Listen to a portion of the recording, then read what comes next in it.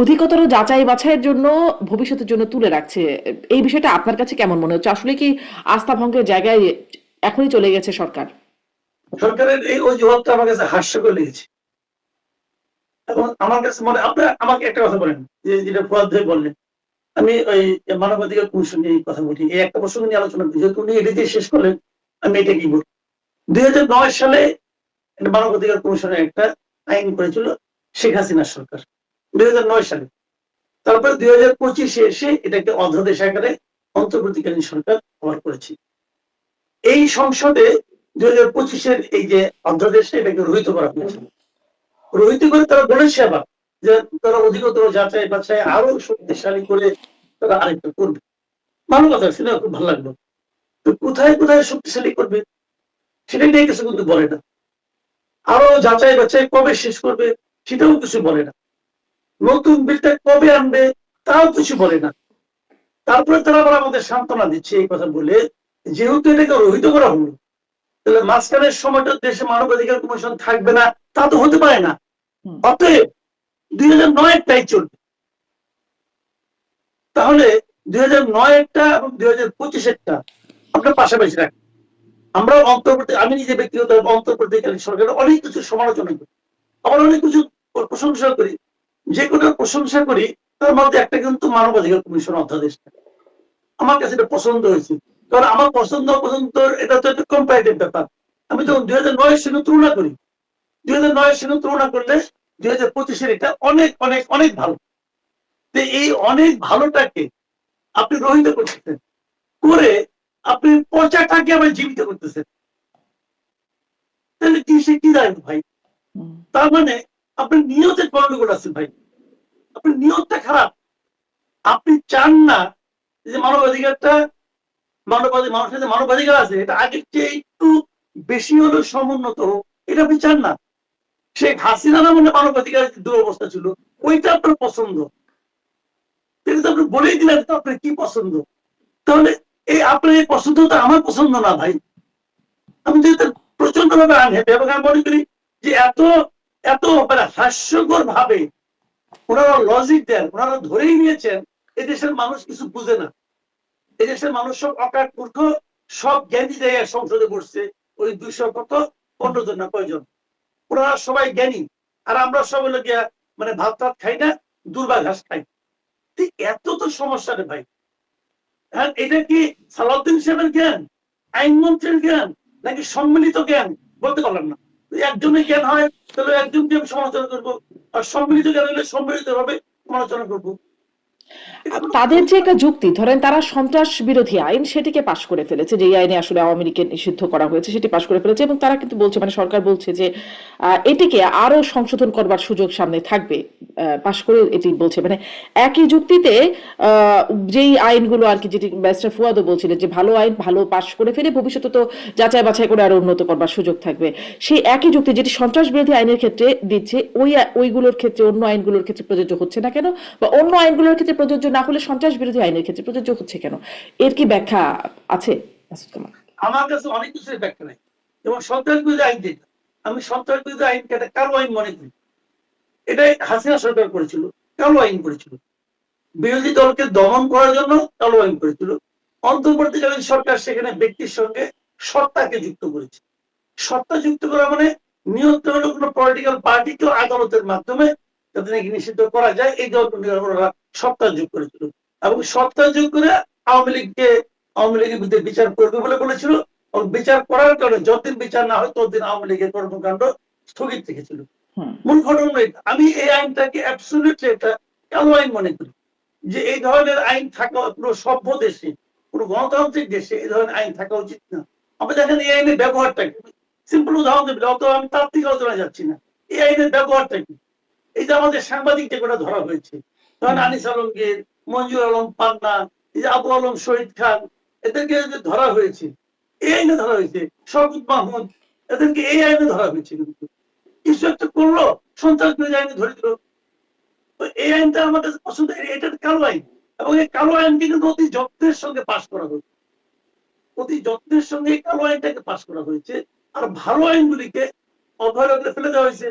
যে কয়টা আইন রহিত করছে, এই যে আমি মানবাধিকার কমিশনের কথা বললাম, গুম বিষয়ক যে অধ্যাদেশ সেটা, অথবা ধরেন আপনার এই যে বিচারক নিয়োগ, তারপরে আপনার সুপ্রিম কোর্টের যে আলাদা সচিবালয়, এই প্রত্যেকটা আইনকে আপনি বসুন, ওপেন ডিবেট হোক না ভাই, ওপেন ডিবেট। ফুয়াদ ভাই লাগবে না, ফুয়াদ ভাই আইন টাইন পড়াশোনা করছে, উনাকে আনতে পারি না, আমার সঙ্গে ডিবেট করুক না ওপেন। আমি তো আইন বুঝি না, আমার সঙ্গে ডিবেট করুক। তারা এই আইনগুলিকে বাদ দেওয়ার জন্য এই সমস্ত যুক্তি দেখাচ্ছে, আর ওনাদের মতো আইন আসলে কোনো কথাই নেই ভাই। এইগুলো হলো কি, আমি বললাম তো, এগুলো ওপেন ডিবেট হোক, এগুলো হলো অজুহাত। মানে মূল কথাটা জানেন কি, সারা এই 14 বছর 15 বছরে এদের শিক্ষা হয় নাই, কথাটা ক্লিয়ার।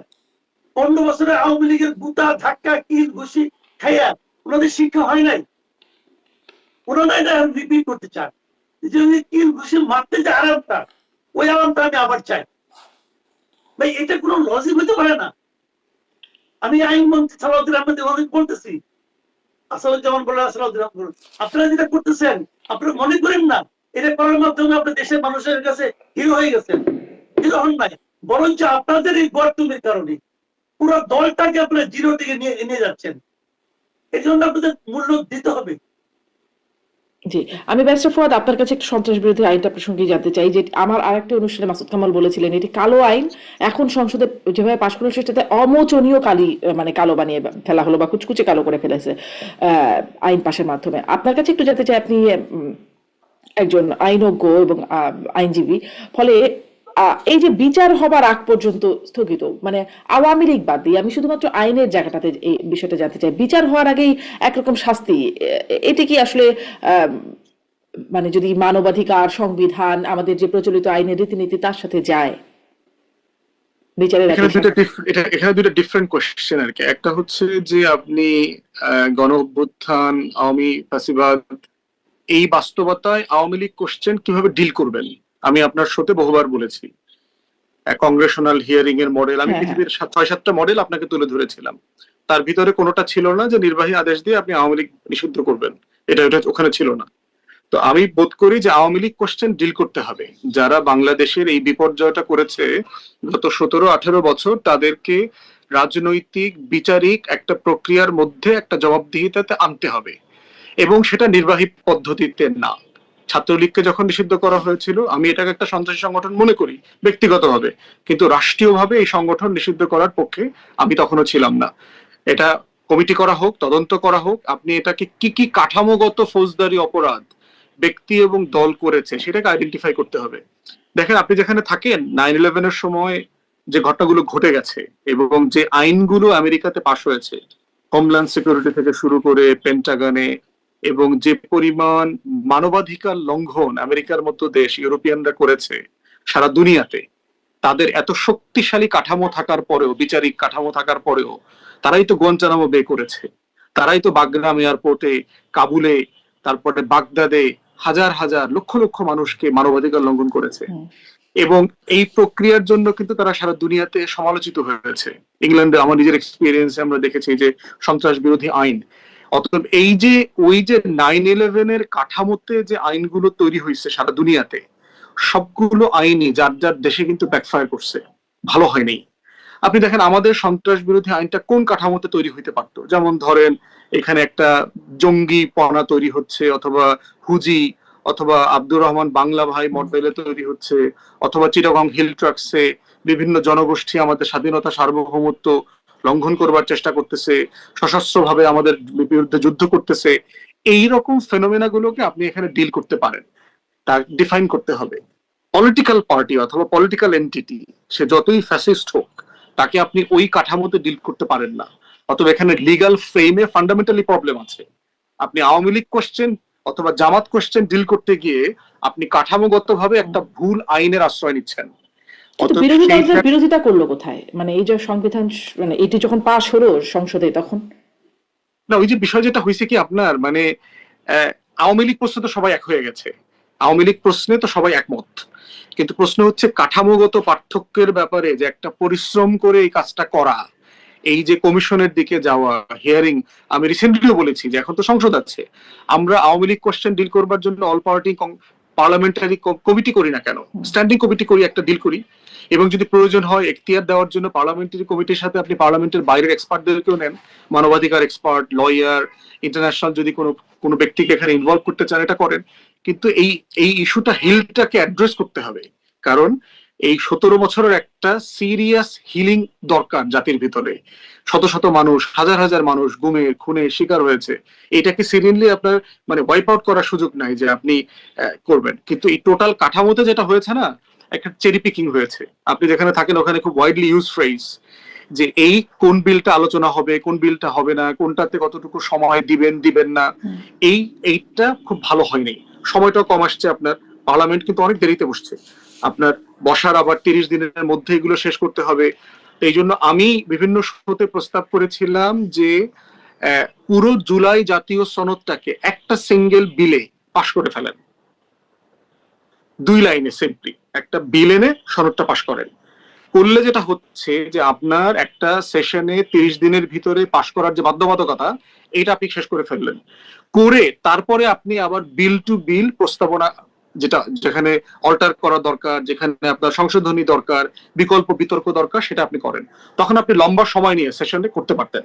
কিন্তু এখন যেটা হয়েছে, 133টা অধ্যাদেশের ভিতরে প্রায় 30-35টা অর্ডিন্যান্সে সিরিয়াস বিতর্ক দরকার ছিল, যে বিতর্কটা হয়নি। তার ভিতরে আপনি যেটা এখন রেজ করেছেন এইটা একটা। এরকম অনেকগুলো বিষয় ছিল যেটা আমরা বোধ করেছিলাম যে আলোচনার জন্য লাইমলাইটে আসবে, কিন্তু সেটা আসে নাই। এবং আমরা আশা করব যে সংসদ এটা নিয়ে আলোচনা করবে কোনো না কোনো ফর্মে এর পরে। জি, আপনি গুরুত্বপূর্ণ বিলের কথা বলছেন। আমি এই সংসদের প্রায়োরিটি নিয়ে একটু পরে কথা বলতে চাই, আরেকটু কথা বলতে চাই। কিন্তু এই যে আওয়ামী লীগ প্রসঙ্গে আপনাদের দুজনের কাছে আরেকটু এটা জানতে চাই যে মানে নতুন রকমের কথাবার্তা তো আছে, যেটি আসলে কথাটা নতুন না, পুরনো, যেটি রিফাইন্ড আওয়ামী লীগ প্রসঙ্গ আসছে। ব্যারিস্টার ফুয়াদ, আমরা দেখলাম যে যাদের নাম আলোচনায় ছিল রিফাইন্ড আওয়ামী লীগের ক্ষেত্রে, তাদের ক্ষেত্রে এক রকমের একটা পরিণতি, মানে তারা গ্রেপ্তার হলেন, জামিনে বেরিয়ে গেলেন। বাকি নেতারা গ্রেপ্তার হলে নেতা কর্মী বা আওয়ামী লীগের সাথে কোনো রকম নামগন্ধ আছে এরকম অনেকে গ্রেপ্তার হয়ে জেলে আছেন, তাদের বের হবার কোনো নামগন্ধ নাই, অপরাধ করুক বা না করুক জেলখানায় আছেন। কিন্তু ইনারা দুজন মানে আমি বলছি সাবের হোসেন চৌধুরী, শিরিন শারমিন চৌধুরী, তারা জেলখানায় গেলেন এবং খুব দ্রুত সময়ের মধ্যে জামিনে বের হয়ে চলে আসলেন। এখানে আসলে কি হচ্ছে, আপনার ব্যাখ্যাটা কি? আপনি আইনজীবী এবং ভেতরের রাজনীতিবিদ হিসেবে ভেতরের অনেক কিছু জানেন। সবাই তো আর চৌধুরী না যে তাড়াতাড়ি বেল পাবে, তাই না? আপনার নামে অবশ্য চৌধুরী আছে, এখন শিরিন শারমিন চৌধুরী, সাবের হোসেন চৌধুরীর সাথে চৌধুরী আছে। হতে পারে যে ওনারা চৌধুরী নামের কারণে একটা বেনিফিট পেয়েছেন আইনের উপরে গিয়ে আর কি। দেখেন, এই আলোচনাগুলো তো আমরা করেছি। আপনার আরেকটা বিষয় হচ্ছে, আওয়ামী লীগের লোকজন প্রায় বলে যে আমাদের হাজার হাজার লোক জেলে টেলে আছে। জুলাইয়ের মামলায় যারা গ্রেফতার হয়েছিল তাদের 70 থেকে 80% বেইলে বের হয়ে গেছে। ইতিমধ্যে এটা নিয়ে দেখবেন প্রচুর আলোচনা সমালোচনাও হয়েছে। এখন প্রশ্ন হচ্ছে, জুলাইয়ের মামলাটা কিন্তু একটা বিশাল অংশের ব্যবসা বাণিজ্য পরিণত হয়েছে। প্রচুর দেখবেন শিরিন শারমিন চৌধুরীর মতো একটা মানুষ নিজে ঠিক মতো হাঁটতে পারে না, মোটা সোটা, এই লোকটা যাত্রাবাড়ি গেছে খুন খারাপি করতে, বলেন মানে মানে একটা মানে মানে মানে স্টুপিডিটিরও তো একটা প্র্যাকটিক্যাল লেভেল থাকতে হবে। যে মানুষটা সিঁড়িতে উঠতে উঠতে মানে হাঁপায়া অজ্ঞান হয়ে যায়, মানে আপনি তার তো অনেক রাজনৈতিক ক্রাইম আছে। সে একটা ভোট ছাড়া সংসদের সদস্য ছিল, স্পিকার ছিল, ট্যাক্স পেয়ারদের টাকা নিয়েছে, আপনি তাকে ভৎসনা করতে পারবেন। কিন্তু ফৌজদারি অপরাধের ফ্রেমে আনতে হলে তো স্পেসিফিক এভিডেন্স লাগবে। এবং আপনার সত্ত্বেও আমি এর আগে সালমান এফ চৌধুরী থেকে শুরু করে যাদের কি গ্রেফতার করা হয়েছে, মানে তাদের মামলা, তাদের অপরাধ আছে। দেখবেন মাশরাফি, সাকিব আল হাসানরেও দেখবেন খুনের মামলায় দিচ্ছে, অথচ সাকিব আপাত মস্তক একটা ফাইন্যান্সিয়াল ফ্রড, প্রপার টাউট। ওর বিরুদ্ধে দেখবেন কোনো ফ্রডের মামলা নাই। আপনি শেয়ার বাজারে দুর্নীতি করা, তারপরে জুয়ার বাজারে দুর্নীতি করা, গোল্ড স্মাগলিং এর সাথে ইনভলভ থাকা, এই সব কিছুর বাইরে দেখবেন তারাই খুনের মামলায় দিয়ে দিচ্ছে। মানে এই দুষ্টামিগুলো আমাদের কাছে খুবই অদ্ভুত লাগতেছে, এবং এটা আইনের শাসনের পরিপন্থী। আমরা বারবার বলেছি যে ক্রিমিনাল কেসেস রিভিউ কমিশন, আপনার এখানে সাথে বলেছি যে এই মিথ্যা মামলার ইনস্টিটিউশনাল সলিউশন হওয়া দরকার, ক্রিমিনাল কেসেস রিভিউ কমিশন করা দরকার। জেনুইন যদি ফৌজদারি অপরাধ না থাকে, তাকে আপনি নজরদারিতে রাখেন, তাকে আপনি পুলিশে বেল দিতে পারে, পুলিশে কথা বলতে পারে যে আপনি কিন্তু নজরদারিতে আছেন, এই শর্তে আপনি চলাফেরা করবেন, আপনি রেসপেক্ট করবেন না, পাসপোর্ট ইউজ করবেন না। আপনি গ্রেফতার করলেন কেন? গ্রেফতার করলে তো আপনাকে একটা ফরম্যাটেড সিস্টেমে ফেলতে হবে। এটার মানে এটা না আপনি একটা মিথ্যা মামলা দিবেন, এটা তো সলিউশন হইতে পারে না। তো আর হচ্ছে রিফাইন্ড আওয়ামী লীগ প্রশ্ন, দেখেন আমি বলেছি যে বাংলাদেশে রিফাইন্ড হয়ে আওয়ামী লীগ আসার কোন সুযোগ নাই। বিএনপি আওয়ামী লীগের যে রাজনৈতিক কাঠামো, এই কাঠামোটা হচ্ছে ফ্যামিলির মধ্যে। এবং ৭৫-এর পরে কি হয়েছে দেখেন, হিস্ট্রিতে এই ঘটনা ঘটেছে তো আগে। ৭৫ পরবর্তী বাস্তবতায় আওয়ামী লীগ ভেঙে তো ৪ টুকরা হয়েছে, কারণ পরিবারের সদস্যরা কেউ ছিলেন না। এবং ৭৯ নির্বাচনে এই ৪ টুকরাই কিন্তু নির্বাচন করছে, ৪ টুকরাই নির্বাচন করছে। কিন্তু এই আওয়ামী লীগটা ইউনিফাইড হইলো কখন? ৮১-তে যখন হাসিনা দেশে ফিরে আসছে, কাউন্সিল হয়েছে, কাউন্সিলে হাসিনা সভানেত্রী নির্বাচিত হইলো, আব্দুল সামাদ আজাদ সাহেব সেক্রেটারি হইলেন। তাহলে এই রাজতান্ত্রিক পরিবারতান্ত্রিক যে রাজনৈতিক কাঠামো, এই দলের কাঠামোর ভিতরে আপনি জিয়া পরিবার অথবা শেখ পরিবারকে বাদ দিয়ে রাজনীতি তৈরি করতে পারবেন না। এটা সিম্পলি প্র্যাকটিক্যাল না, আমার কমন সেন্সে যা পড়ে আর কি। কারণ এখানে নেতা মানার আর কোনো সেকেন্ড অপশন নাই। কোনো ব্যক্তি কোনো কোনো আপনার কাছে মনে হয় রিফাইন্ড আওয়ামী লীগের মানে যে ঝানোটা সেটা টিকবে না? চেষ্টা হইতে পারে, চেষ্টা হইতে পারে, আমি এজেন্সি ড্রিভেন কোনো উদ্যোগ থাকতে পারে। এর আগে আপনার রাষ্ট্রীয় দল করা হয়েছে না, রাষ্ট্রের উদ্যোগে এই দল সেই দল, হাসিনা করছে, 111 সরকার করছে, এটা ফাংশন করে নাই। আবার শেখ পরিবারের সংকট হচ্ছে ফিরে এসে শেখ হাসিনার যে কনটেক্সট ছিল ৭৫-এ, ফিরে এসে হাসিনা বাংলাদেশে বড় হওয়া, জন্ম হওয়া মানুষ, লেখাপড়া করছেন এখানে। তারপরে হচ্ছে যে জি আমি একটু সামারি করে নিয়ে আসি বিষয়টা। তাহলে আপনি আসলে রিফাইন্ড আওয়ামী লীগের চেষ্টা আছে, কিন্তু আপনি মনে করছেন হালে পানি পাবে না, সংস্থা টংস্থাগুলো করছে বিভিন্ন। আওয়ামী লীগের পক্ষ থেকে সম্ভবত একই রকম কথা বলছে। একটি গণমাধ্যমের খবর পড়ছিলাম যে এই প্রস্তাবে আসলে শেখ হাসিনা আরো সায়রাই, রিফাইন্ড আওয়ামী লীগ ইত্যাদি বিষয়। আমি একটু এই বিষয়টা মাসুদ কামাল আপনার কাছ থেকেও জানতে চাইবো, পুরো বিষয়টা আপনি শুনছিলেন, আপনার একটা পর্যালোচনা জানতে চাইবো। এই যে মানবাধিকার লঙ্ঘন, আরো একটা বিষয় যোগ করে দিই, ব্যারিস্টার যেটি বলছেন মানবাধিকার লঙ্ঘন বা আইনের শাসনের পরিপন্থী কাজ আওয়ামী লীগ এবং নেতাদের সাথে যেটি হয়ে গেল, তাদের অনেক অপরাধ থাকার সাথে সেগুলোর বিচার হলো না। এতদিন যাবত ধরে তারা বিনা বিচারে গ্রেপ্তার হয়ে থাকলেন। ডক্টর ইউনূস মানে অন্তর্বর্তী সরকার সময় থেকে বিএনপি সরকার এখানে আসলে মানে আওয়ামী লীগ প্রশ্নে একমত বলেই কি মানবাধিকার আইনের শাসনের পরিপন্থী কাজগুলো মানে দুই সরকারই জায়েজ করে ফেলছে কিনা? মাসুদ কামাল। আমি বলি আপনাকে, আমি আওয়ামী লীগের প্রসঙ্গটা বলি, সবগুলি একসঙ্গে চলে আসবে। সেটা হলো কি, আমি কিন্তু পার্সোনালি মনে করি বাংলাদেশের মাটিতে আওয়ামী লীগের নেতৃত্বে মানে শেখ হাসিনা অথবা শেখ পরিবারের নেতৃত্বে আওয়ামী লীগের পুনর্গঠনের আমি কোনো সম্ভাবনা দেখি না। আমি স্ট্রেট ওয়েতে দেখি না। কারণ মানুষ, বাংলাদেশের মানুষ যতটা আওয়ামী লীগের উপর বিতশ্রদ্ধ, সাধারণ মানুষের কথা বলতেছে, অনেকের সঙ্গে আমার কথাবার্তা হয়, আমি তো রাস্তাঘাটে হাঁটি ভাই। সাধারণ মানুষের মানে আওয়ামী লীগের যারা নেতা কর্মী আছে, তাদের মধ্যে একটা বড় অংশ আছে, তারা 15 বছর ধরে শেখ হাসিনা এবং তার পরিবারের দাপটে এতটাই আপনার অভ্যস্ত ছিল যে তারা বিকল্প কোনো কিছু ভাবতে পারছে না। একটা জিনিস কিন্তু তারও যে বড় অংশ একটা যা নাকি খুবই নিবেদিত প্রাণ, তাদের কাছে আমি যতটুকু শুনেছি এবং যতটুকু বুঝেছি, তারা এই পরিবারকে আর চায় না। এবং শেখ হাসিনা দেখেন, আমি পার্সোনালি বহুবার বলেছি, শেখ হাসিনা কিন্তু নিজেও এই ধরনের চিন্তাগুলি কিন্তু দেখেন উনি ছাড়া ওনার পরিবারের আর সবাই কিন্তু অন্য দেশের নাগরিক। ওনার পুত্র কন্যা, ওনার বোনের পুত্র কন্যা সবাই কিন্তু অন্য দেশের নাগরিক, এবং তারা এই দেশে না জীবনে কখনো না আসলে কোনো সমস্যা নাই। এবং উনি এভাবেই সেট আপটা তৈরি করেছেন। উনি এই দেশটাকে বেসিক্যালি মুখে বলতেন ভালোবাসি। আমি পার্সোনালি আমি মনে করি শেখ হাসিনা এই দেশের মানুষকে ঘৃণা করতেন। আমি এটা আমার অবজারভেশন থেকে বলছি, আমি আমার অনুভূতি থেকে বলছি। উনি এই দেশের মানুষকে ঘৃণা করতেন। ঘৃণা করতেন এই কারণে যে উনি মনে করতেন উনার পিতা মাতা ভাই বোন, যারা ভাই ভাইয়ের বউ ছোট ভাই যারা মারা গেছে, এদের এই সম্মিলিত যে মৃত্যু, সেই মৃত্যুর জন্য এই দেশের মানুষ দায়ী। কারণ তারা মারা যাওয়ার পর এদেশের কোনো মানুষ তার কোনো প্রতিবাদ করে নাই অথবা কোন রকম বিরোধিতা করে নাই। এটাই কারণ যে উনি দেশের মানুষের কাছ থেকে ঘৃণাই করতেন।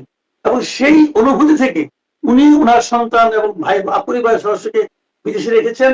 এবং ওনার যারা সাংঘাত ছিল, ওনার যারা মানে ঘনিষ্ঠ লোক ছিল, ওদেরকে অবাধ লুটপাট করার একটা সার্টিফিকেট দিয়েছেন। তোমরা লুটপাট করো, বিদেশে নিয়ে যাও, এদেশের মানুষ থাক বা মরুক যায় আসে না।